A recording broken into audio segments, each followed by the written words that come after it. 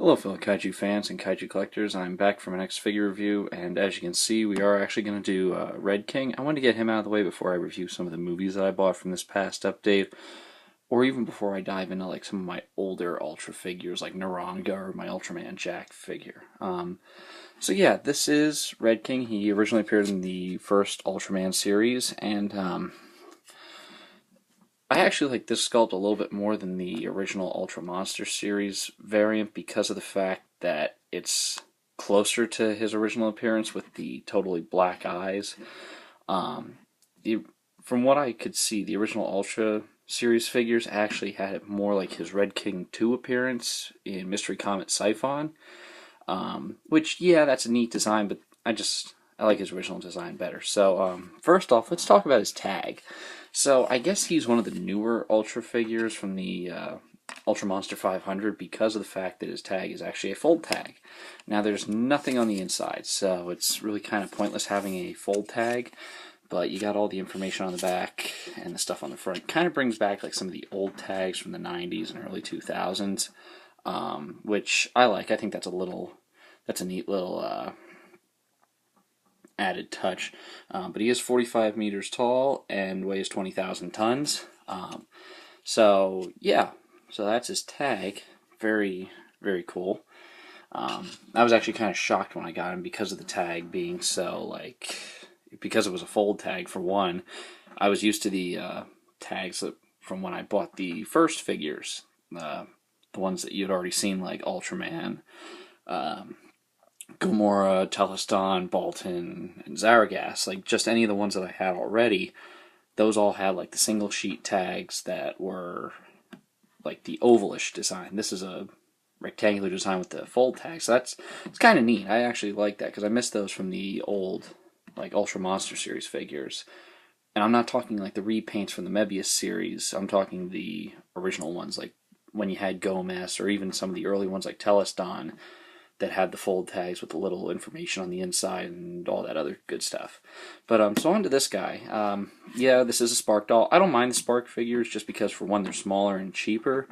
But also, it's still like they're still coming out with them, which is something I really think is a neat thing. I like this, and they introduced some figures that normally wouldn't have had a figure, like Zaragas. That was actually really neat that they finally decided to do a figure of him. And with Red King, that they finally decided to go with something that's less greenish. Because for those of you that can remember, the Ultra Monster series figure was very much like a aqua greenish color, whereas this one's more yellowish with the blue highlights. So I think that that's really kind of neat. Although I think that there should be a little more blue on him and not as concentrated like on the hands. The hands, it just looks really weird, so yeah, we might as well just do detail right now. So let's get on to it. If this thing will focus, which it doesn't appear to, or appear to want to. So yeah, his hands have like this really high concentration of blue on them, which I'm not too keen on, just primarily because of the fact that it's not like it was with the suit. Now the toes, yes, he still has the holes for the toes, although they're less apparent now on this figure than they were on the old figure. And then the only thing that's kind of odd to me is this one like blue splotch here in the center of his nose. I feel like he should have it under both eyes and the one on the nose, but just having this one under the other eye is fine and everything. That just looks kind of weird to me. But that's not too much to gripe about. At least they got the paint job a little more accurate this time than they had before. Let me see if I can get this thing to focus. Alright, I guess that's about as good as I'm going to get it. So articulation, whereas the old Ultra Monster series had rotation in the legs, this one does not. The legs are fixed, but you do get rotation in the arms. If I can rotate them, they do go 360 degrees. And so does the left arm. I have him in this kind of pose, kind of like in the original episode, The Lawless Monster Zone, which I'll get onto his history then. Or you could have him do the arm thing that he would like to do in that episode. And the tail also goes 360. Well, it does rotate, but it's very difficult to do. So I'm not going to bother doing it, especially since I only have use of one hand. I'm too cheap to go get a tripod for this damn thing. So, yeah. So overall, the figure articulation could be better. It's not the greatest articulation, but then again, most of the Ultra Monster 500 figures, with the exception of maybe Voxshim and a couple others, don't have rotation in the legs. So, yeah. History, I'm only going to go over the original Ultraman because that's really all I've seen that I can remember. I may have watched his episodes in Ultra Galaxy, but I don't remember them well enough. I do know, I'm pretty sure he fought Gomera in that. I'm sorry, I haven't bought Ultra Galaxy, I'm too cheap, and I really haven't found a place that I could watch it at. So really, I'm just going off of the original history, which he originally appeared as one of 3 monsters in the Lawless Monster Zone, at least 3 giant monsters, 4 monsters overall. But he was fighting a monster called Chandler in the opening of the Lawless Monster Zone, and that monster was, of course, a reused Bagheera suit from Ultra Q, which Red King was throwing rocks at him, and eventually he ripped his arm off, and as the monster is running away in pain and terror and everything, he throws it at him. So that really kind of gives you a taste of what kind of a monster Red King is. And then, of course, as the Science Patrol investigates the island and finds one of the missing scientists, Red King shows up again, ultimately killing Pigmon by throwing a rock on him, and also by... and then he just throws a rock on Pigmon. Pigmon dies, and like all the other times that or at least like Red King likes to do in this episode, he's very clumsy. He picks up a rock, and the Science Patrol blows it up, which he drops it on his finger, or on his toes, and he does it again when Ultraman's fighting him. Ultraman blasts the rock with his Specium Ray, and again he drops it on his leg, but and then Ultraman fights him, throws him over his shoulder, and pretty much breaks his back or something. It appears like he just throws him over his back and breaks his neck or breaks his back and kills him.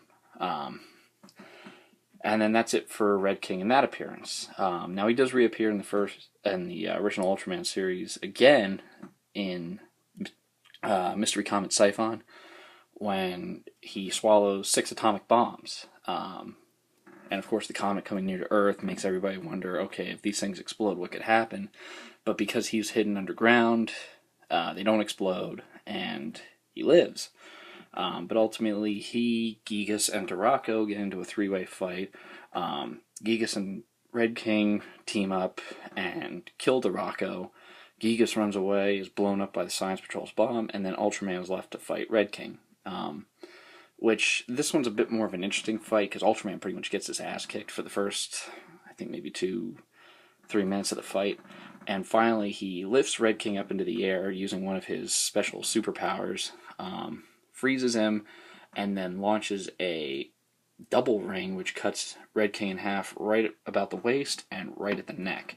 Ultraman takes his neck, like his whole head piece that was cut off, flies up into space because that's the only way to really get rid of the atomic bombs. So that's it for him in that appearance. And like I said, he's appeared in other shows as well, but not in as frequent of a, or at least not in as frequent of a basis as we saw in the first series. Like, he appeared in Ultraman 80 as Red King 3. He's really more of a central character in Ultra Galaxy than he is in anything. So, yeah. So sizing, let's size him up with the first foe he fought, which is Ultraman. Now, Ultraman's supposed to be 40 meters, and Red King is supposed to be 45. So Red King should probably be right up about here. But that's the... And he just kicked Ultraman's ass. Okay. Fine by me, I guess. You see, that's the thing. Ultraman trying to stand on this thing is a little bit difficult because his feet are all messed up. So, yeah, so Red King should probably be, like, right up... Like, right about here, I'm thinking. Something like this. Considering that he is 45 meters, he wouldn't be too much taller, but he'd still be taller than Ultraman. And just for shits and giggles, now I don't remember how tall Gomera is, but yeah, let's just have him fight Gomera. Now this, I feel like, would be a pretty accurate size comparison. Again, I don't really know Gomer's exact height. I think it's somewhere around 50 meters, but I don't remember. So if I'm pretty sure if it is 50 meters, then he should really be like here in comparison to Gomer, or in comparison to Red King. But yeah, I'd have to look at the Monster Encyclopedia on the Ultraman DVD again for sure. But yeah, so overall, the figure's decent for what I think I paid like $11.99 for it. That's because these things are hard as hell to find now for some reason at a cheaper price, unless you want to import it directly from Japan, which if you want to, then you're probably going to pay a lot less. You're just going to have to wait a little longer. I didn't for some reason, so I paid $11.99 free shipping for him, which isn't bad. I don't really mind it. I think I would have minded it less if it was like an Ultra Monster Series figure, but again, what are you going to do?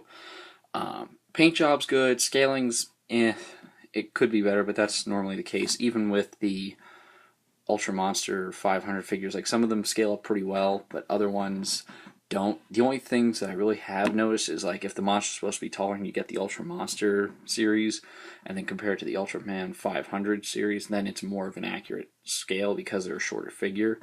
As is the case like with Naranga and Ultraman, I feel like that's a more accurate comparison. But yeah, so I'm gonna give the figure, I'd say a 3.5 out of 5. It's not bad. It's good for what it is, but would I recommend it? Yeah, primarily just because of the paint job, but overall, articulation and scaling is not the greatest. So, hope you guys enjoyed the video, and eventually I'll be getting on to the DVDs that I bought, and I'll start reviewing some of those. So, yep, I'll see you guys later.